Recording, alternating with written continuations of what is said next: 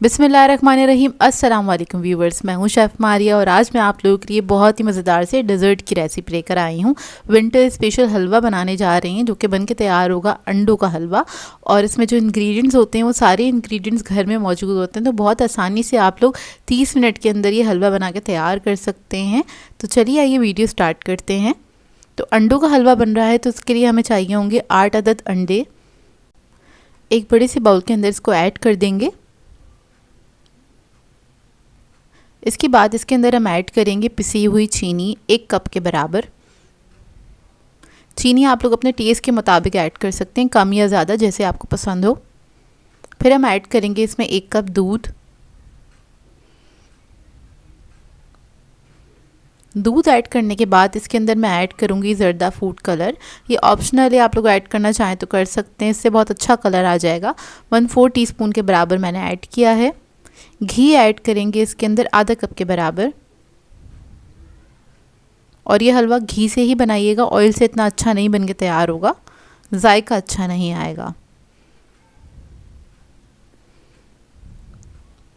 घी add करने के बाद इसके अंदर हम ऐड करेंगे केवड़ा एसेंस फ्यू ड्रॉप्स।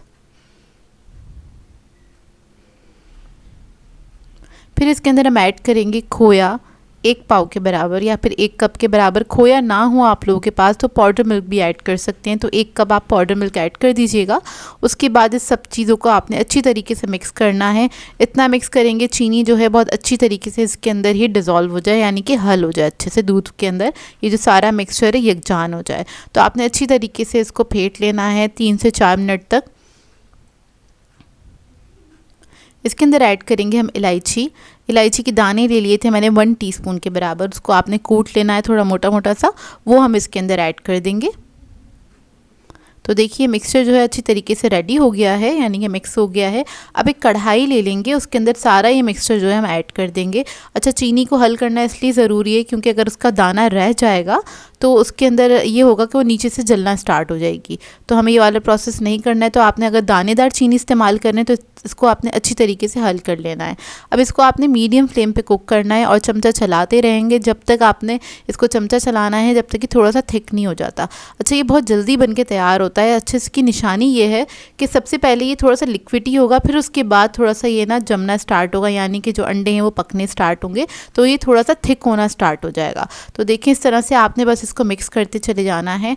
और एक और चीज़ इधर मैं बता दूं, अगर आपको थोड़ा मोटा मोटा सा पसंद है तो आप इसको ज़रा चमचा कम चलाइएगा। अगर आपको बारीक पसंद है, बिल्कुल बारीक, तो आप इसमें चमचा तेज़ चला सकते हैं। तो यहाँ पर मैं चमचा जो है बहुत तेज़ी से चला रही हूँ क्योंकि मुझे थोड़ा बारीक हलवा बनाना है। तो देखिए कितना थिक हो गया ये प्रोसेस, यहाँ तक आने तक ये तकरीबन 12 मिनट के अंदर इतना थिक हो जाता है। तो आपने 12 मिनट तक अच्छी तरीके से इसमें चमचा चलाते रहना है और उसके बाद आपने हाथ नहीं रोकना है।